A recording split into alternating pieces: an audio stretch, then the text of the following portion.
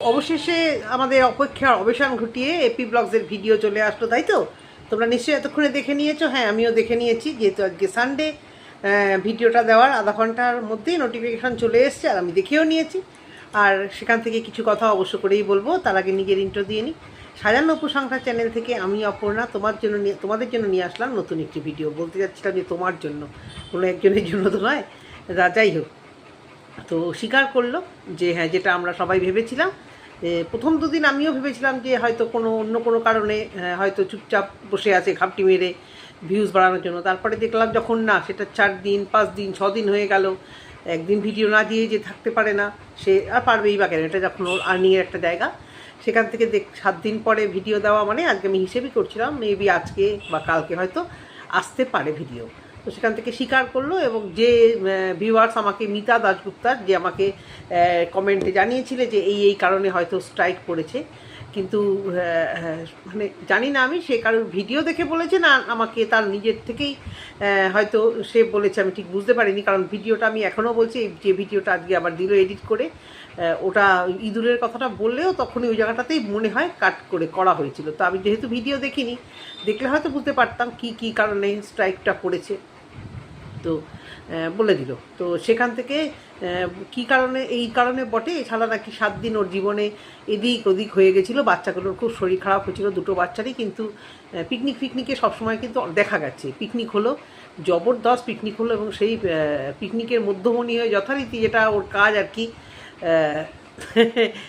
হাতাখুন্তি নাড়া। তো একজনের ভিডিওতে দেখলাম যে আমরা সবাই মিলেই মোটামুটি রান্নাটা করেছি।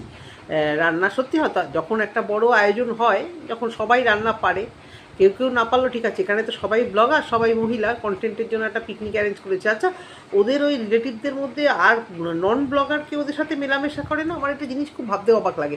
ওই চাঁদা তুলতে যাওয়ার সময়ও দেখেছিলাম আমি শুধু ব্লগাররাই গেছিলো, কিন্তু যারা ব্লগার নয় তারা কি ওদের সাথে মেশে না? না কেউই এমন নয় যে নন ব্লগার?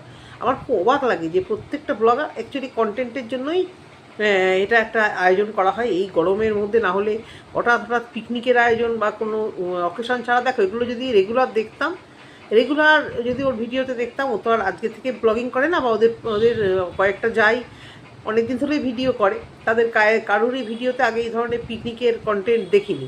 যেটা রিসেন্ট হঠাৎ করে যে শুরু হলো, সেই পিকনিকের ঠেলা এর আগে কিন্তু সত্যি দেখিনি। আর কোনো কিছু হট করে এরকম দেখলেই, যবে থেকে গাড়ি ফাড়ি রাখার ব্যবস্থা হয়েছে বা ব্লগিং করে দেওয়া হবে, ব্লগিং শিখিয়ে দেওয়া হবে, এই যে একটা কম্পিটিশানের মধ্যে চলছে, একটা কন্ডিশনের মধ্যে চলছে, তবে থেকে কিন্তু এই পিকনিকের আয়োজনগুলোও হচ্ছে। মানে ওর সাথে কন্ডিশন যে আমরা থোপনাখানা লাগাবো, লাগিয়ে আমাদের যেরকমই হোক আমরা আমাদের ভিডিওটা আবার বললে পরেই অনেকে আমার থাম্বনেলে দিয়ে দেয়, যদিও ভিডিও দেখি না। অনেকে, তার মধ্যে যে আর কি অতি চালাক, সে খুব ভালো মতো জানে, এবং সে বলেই দেয় যদি একটু ভিউজ আর্ন হয়, যদি ওর মুখটা দেখিয়ে একটু ভিউজ আর্ন হয়, মানে ক্ষতি কী আছে? ক্ষতি তো কিছুই নেই, কিন্তু অনেক সময় হয় না, অনেকের ইগোটা, অনেকের শিরদাঁড়াটা একটু বেশি থাকে, যদিও সেটার বোধহয় খুব একটা এখনকার দিনে দাম নেই। এটা আমি খুব ভালো মতো বুঝি, সত্যি কথা। বেশি শিরদাঁড়া আর বেশি মানে আত্মসম্মান বোধ থাকলে সত্যি বোধহয় কিছু মানে মঞ্জিল হাসিল করা যায় না সেভাবে।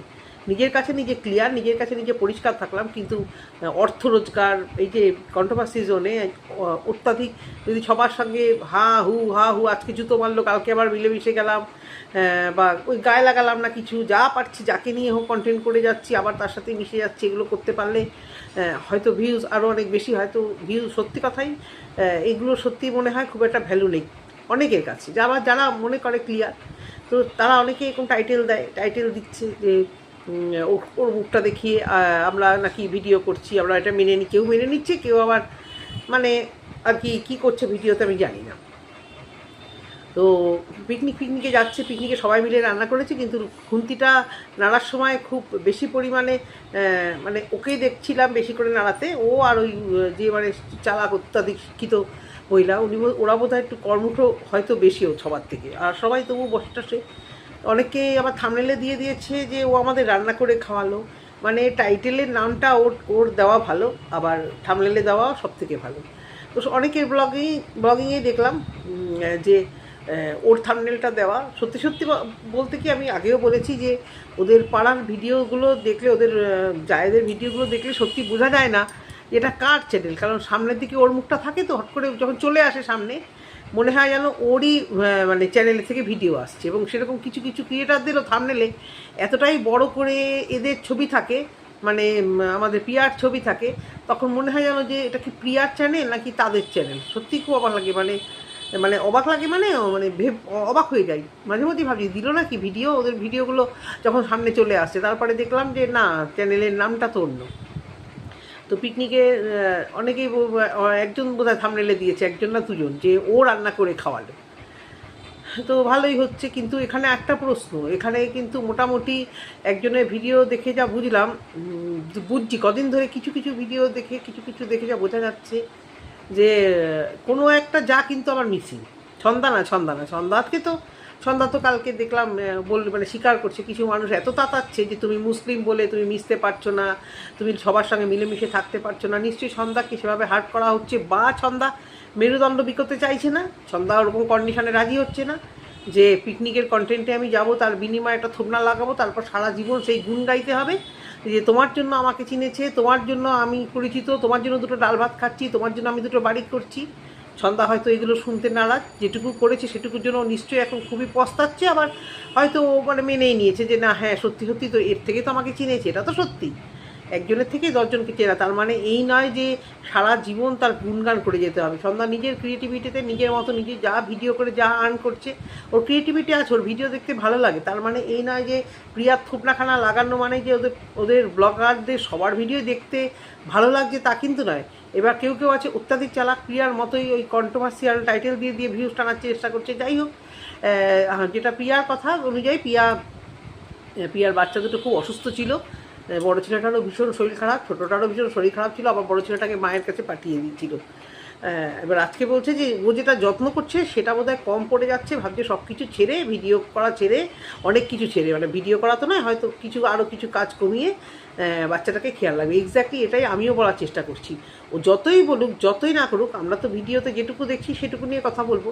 ও বাচ্চাগুলোকে নেগলেক্ট করছে, বাচ্চাগুলোর যে অ্যাটেনশান একটা মায়ের, বাচ্চা অনেক অনেক ছোটো ছোটো বাচ্চা নিয়ে মায়েরা ব্লগিং করে, পুরো অ্যাটেনশানটা এবং পুরো বাচ্চার খাওয়া, বাচ্চাকে এই করাচ্ছি, বাচ্চাকে ওই দিয়ে চান করাচ্ছি, বাচ্চার এইটা করলে ভালো, তোমরাও এটা করতে পারো, বাচ্চার জন্য আজকে ওটা কিনে আনলাম, এইগুলো ওর ভিডিওতে মিসিং। ও এখনও সেই ব্যাচেলারদের মতো ও নিজেকে নিজের কাজ, নিজের ঘর, নিজেকে দেখানোটাই বেশি প্রায়োরিটি মনে করে।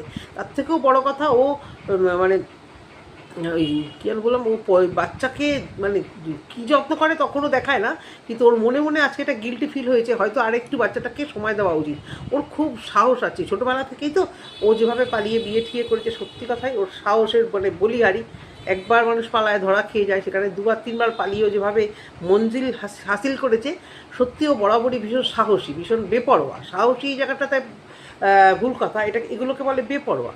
একটা ঘরে সত্যি অসুস্থ বাচ্চা, সেদিন বোধহয় ওর ওখানে কমেন্ট করতে গিয়ে কেউ আমার এখানে বাচ্চাটির নাম নিয়ে কমেন্ট করেছে যে তুমি বাচ্চাটার দিকে বেশি খেয়াল দাও, বড় বাচ্চাটির নাম করে, যে তুমি কিন্তু বাচ্চাটাকে সেভাবে খেয়াল রাখছো না, তুমি শুধু কন্ট্রোভার্সি আর নিজেকে নিয়ে ব্যস্ত থাকতে নিজের ভিডিও নিজেই দেখছো। হঠাৎ জানি না ওকে হয়তো কমেন্ট করেছে, কমেন্টটা চলে এসেছে আমার কাছে, সেইখান থেকে দেখলাম যে ওর ভিউয়ার্সরাও কিন্তু ওকে বলে যে তুমি এসব ছাড়ো, এটা একটু কমিয়ে বাচ্চা দেখো। বাচ্চা যদি সুস্থ থাকে তাহলে সব কিছু আকাশের চাঁদ হাতে পাওয়া, তাই তো?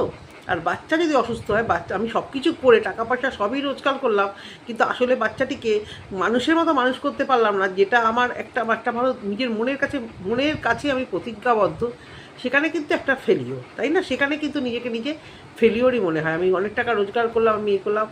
যাই হোক, ঘর ডেকোরেশনের ভিডিওটাও আবার নতুন করে সেই ভিডিওটাকে আবার এডিট করে ছাড়লো, দেখে নিলাম, ভালোই হয়েছে। ঘরগুলো নতুন ঘর তো, নতুন পর্দা, নতুন চাদর, নতুন বিছানা, সব কিছু দেখতে সত্যিই ভালো লাগে প্রথম, তারপরে ব্যাপারটা একঘেয়ে হয়ে গেলে আবার পাল্টে দেবে। তবে এই যে ঘর গোছানো, যে ফুলের টব রাখছে, এটা করছে, এটাও ওর ওই ওই যে বাড়ি সাজায় খুব ভালো, ওকে দেখে ইন্সপায়ার হয়ে এটা করছে। যখন সবাই বলছে যে ওর ঘর খুব সুন্দর, ওর ঘর ভীষণ সুন্দর, ওর ঘর বেশি সুন্দর, আমার মনে হয় ওকে দেখে আরও বেশি করে যে না, ওর ঘর সবাই এত সুন্দর বলছে, কেননা আমিও একটু মানে ওদের সঙ্গে তো এখন মানে রিলেশনটা খুব ভালো হয়ে গেছে, কেননা আমিও আমার ঘরটাকে, আমার কাছে তো টাকা পয়সা আছে, তাহলে আমিও আমার টাকা পয়সা নিয়ে ঘরটা করি। এবং তার সঙ্গে বলতেও ছাড়লো না যে আমার কিন্তু ওই টিনের ঘরে, ওই ভাঙা ঘর থেকে আমি ভাইরাল হয়েছি, সেই থেকেই আমি ভাইরাল হয়ে কিন্তু সেই টাকা দিয়ে কিন্তু আমি ভালো ঘর করেছি।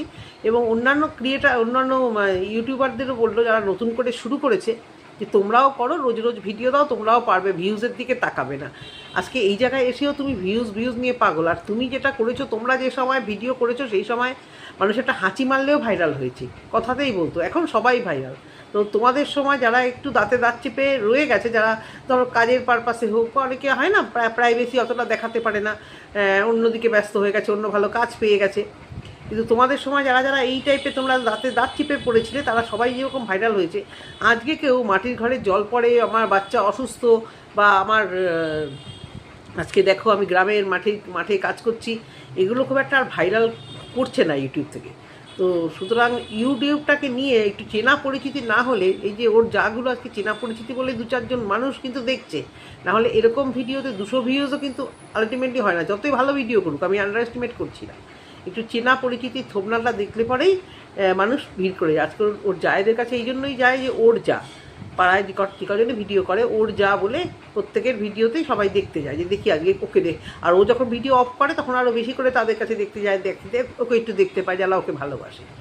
তো এই হচ্ছে গিয়ে কথা। ও আজকে স্বীকার করলো অকপটে, এবং তার থেকেও বড় কথা একটা জিনিস ও স্বীকার করলো, তোমরা খেয়াল করেছো কিনা যারা ভিডিও দেখেছো, যে লিখেছে, বললো যে অনেকে আমাকে মেসেজ করে জেনেছো, অনেকে না জেনে আইডিয়া করে বলেছো, অনেকে মেসেজ করেছো, মেসেজ করে জেনে তারপর বলেছো। তার মানে ও কিছু কন্ট্রোভার্সি ক্রিয়েটার, এবং তোমরা ভালো মতোই জানো যারা কল্পনাকে একদম মানে দু চোখে সহ্য করতে পারে না, তারা তাদের নিজেদের মানে শরীরের রিভেঞ্জ মেটানো।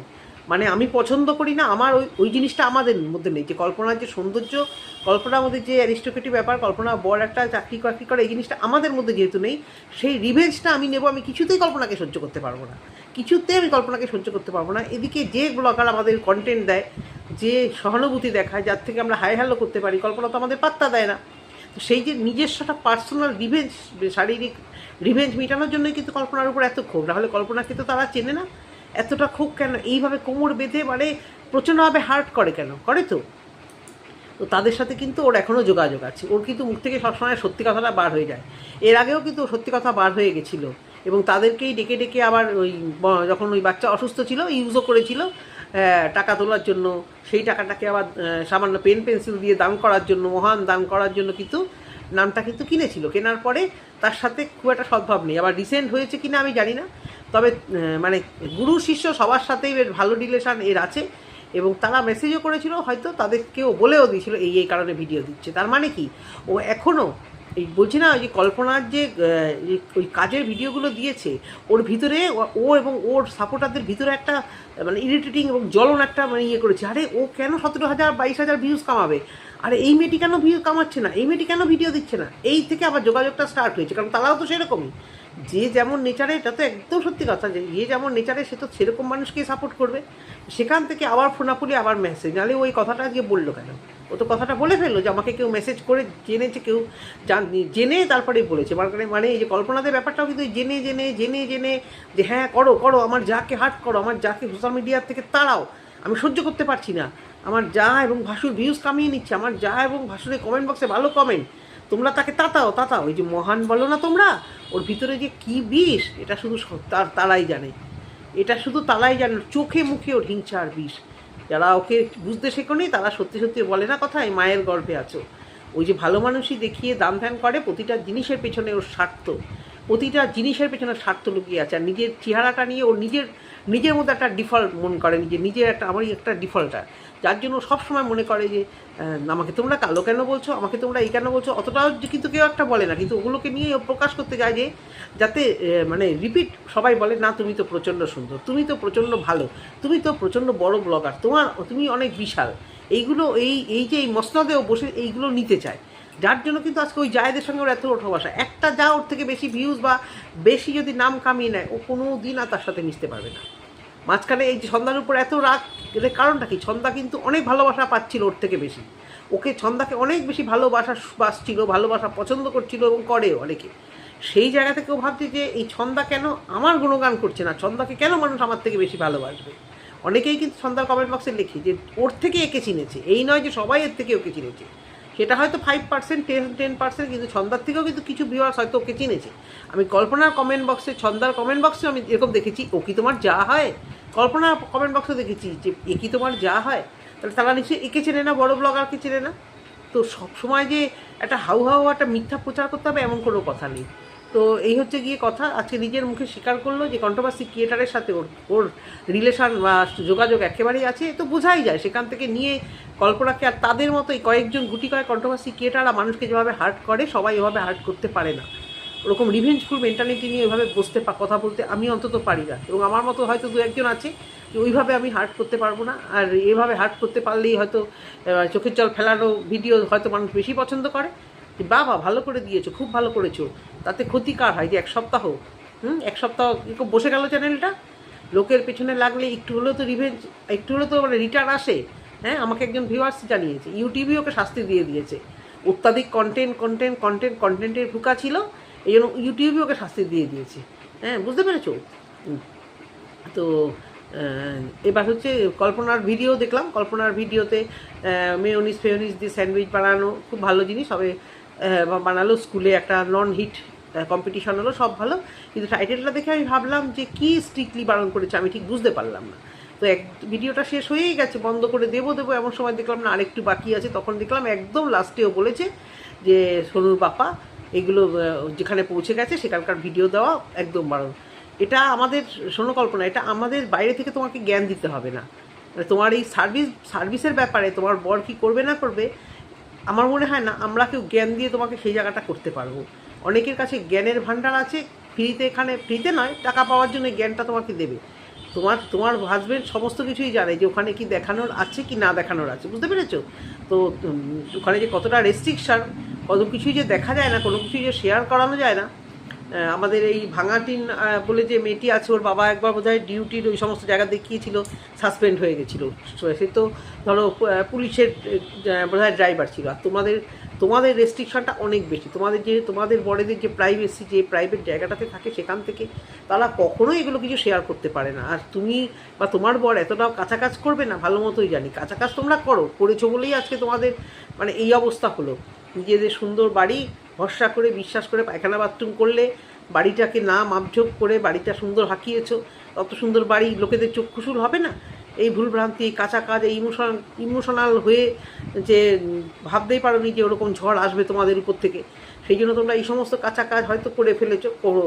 কিন্তু ডিউটির সময় যে এই সমস্ত কিছু প্রাইভেসি দেখাবে না, এটা তো সত্যি কথাই। তবে যেরকম এই আইনটা জেনেছো, বাড়িতেও অনেক সেরকম আইন মেনেই একদম সমস্ত কিছু করা উচিত, এটা আমার মনে হয়। বাড়িতে যে কাঁচা কাজটা করেছিলে, হয়তো সত্যিই বুঝতে পারোনি, গ্রামের দিকে তো মানে অতটাও মানুষ করে না, এখানে ওখানে বাড়ি করে ফেলে, অনেকেই করে ফেলে আরেকটু বাড়িয়ে আরেকটু ছড়িয়ে।